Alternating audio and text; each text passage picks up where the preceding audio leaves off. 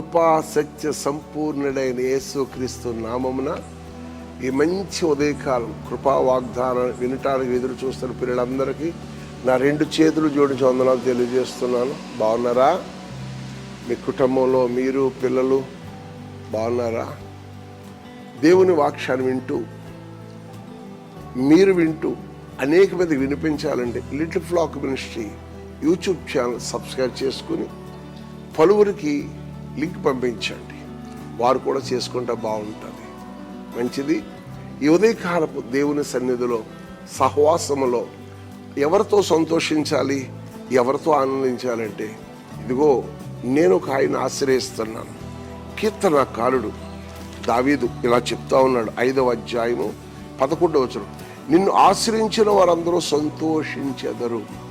ప్రభుని ఆశ్రయిస్తే నిజమైన సంతోషం మనకు దొరుకుతుంది.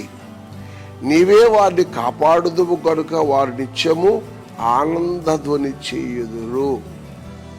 సంతోషించడమే కాదు, దేవుడు నేనేం చేస్తానంట కాపాడుతా ఉన్నాడు. ఇశ్రాయేలును కాపాడు, వాడు కునుకాడు నిద్రపోడు. ఎందుకు సంతోషిస్తున్నారు, ఎందుకు ఆనందధ్వనులు చేస్తున్నారంటే ఒక దినం అబ్రహాము లోక సంబంధమైన వ్యాపారం చేసుకుంటూ జీవనోపాధిని గడుపుకుంటా ఉన్నాడు. ఇటువంటి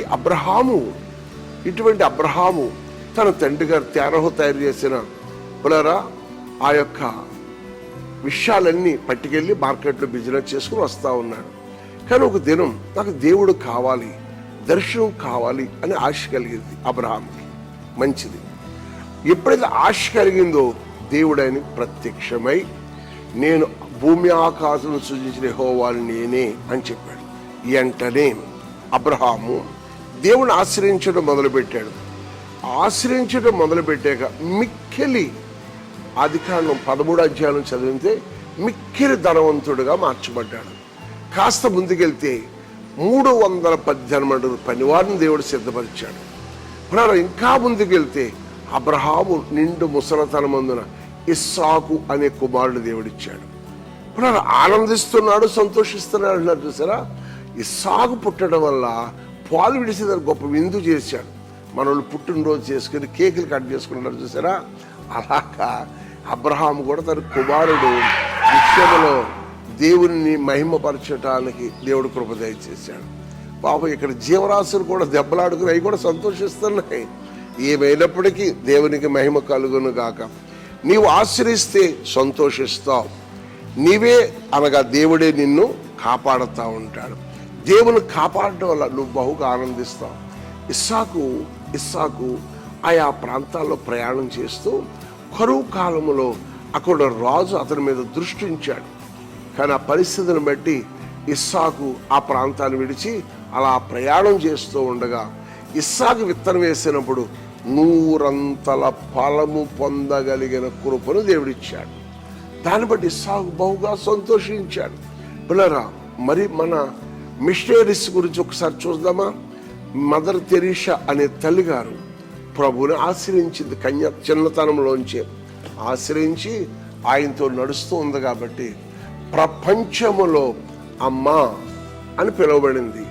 మదర్ తెరీసా అమ్మ అని పిలువబట్టకి 100,000, 1,000, లక్షల మంది ప్రజలను, అనాథులను, కుష్ఠరోగులను, వృద్ధులను, బ్లైండ్ పిల్లలు ఎందరినో ఆశ్రయించింది. ప్రపంచములో 13-14 నోబెల్ బహుమతులు సంపాదించుకునే భాగ్యం ఇచ్చాడు. ఎంత సంతోషం! ప్రభువుని కలిగి ఉంటే నీ జీవితంలో సంతోషం. అబ్రహాము సంతోషించాడు, ఇస్సాకు సంతోషించి బహుగా ఆనందించాడు.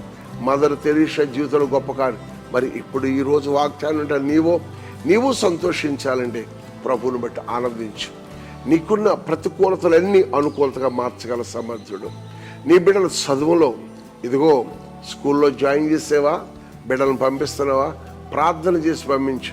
నీ బిడ్డలు ప్రభువుని బట్టి ఆనందిస్తే దేవుడు వారిని బహుగా ఆనందింపజేసేవారుగా చేస్తాడు. ఎడ్యుకేషన్ విషయంలో కానీ నీ బిడ్డలు ఏ సీటు కొరకు చూస్తారు? 888 కొరకు ఎదురు చూస్తున్నారా? ఇంకా 8వ నెలలో పిల్లలు చాలామంది జాయిన్ అవ్వాల్సిన వాళ్ళు ఉన్నారు. వీళ్ళందరూ మెడికల్ సీట్ కోసం ఎదురు చూస్తున్నారా? ఏమైనప్పటికీ దేవుణ్ణి ఆశ్రయిస్తే నిజమైన సంతోషం నిజమైన ఆనందాన్ని దేవుడు మీకు ఇస్తాడు. నువ్వు విత్తనాలు వేసావా, పొలంలో విత్తనాలు వేసావా, నీ పొలం నూరంతలుగా పండితే నువ్వు బహుగా సంతోషిస్తావు, ఆనందిస్తావు. అటువంటి కృప నీకు కావాలంటే కృపావాగ్దాలు వింటూ ఆనందిస్తూ నువ్వు ఏ పని తలం పెట్టావో ఉన్న స్థలంలో మోకరించి నా పనికి సఫలం చేయగల దేవుడు అంచేది నిన్ను ఆశ్రయిస్తున్నాను కాబట్టి నాకు సంతోషం, నీవే నన్ను కాపాడుతున్నావు కానీ నిత్యము నేను ఆనందిస్తూ నీతో సాగిపోతానన్నవారు ఉన్న స్థలంలో మోకరించండి. మహాపరిశుద్ధుడా, మోకరించిన నీ కుమారుడు బిడ్డల చదువుల విషయంలో ప్రభు మరొక తండ్రి గారు పొలాల్లో వేసిన విత్తనాల విషయంలో ఫలించాలని ఆశీర్వదించబడాలని ఆశపడుతూ ఉన్నారు.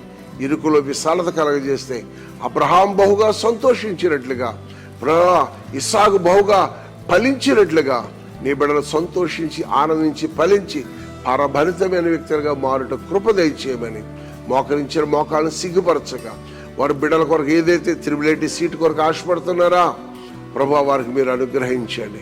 మెడికల్ సీటు కొరకు ఆశపడుతున్నారా వారు నువ్వు అనుగ్రహిస్తావు నమ్మి నీ వైపు చూస్తూ ఉన్నారు. లాంగ్ టర్మ్ కొరకు నీ బిడ్డలు ముందుకెళ్తున్నారా వారు బహుగా సంతోషిస్తుండగా మీరే వారి సంతోషాన్ని సఫలీకృతం చేయమని యేసు నామమున అడుగుచున్నాం పరమ తండ్రి, ఆమేన్.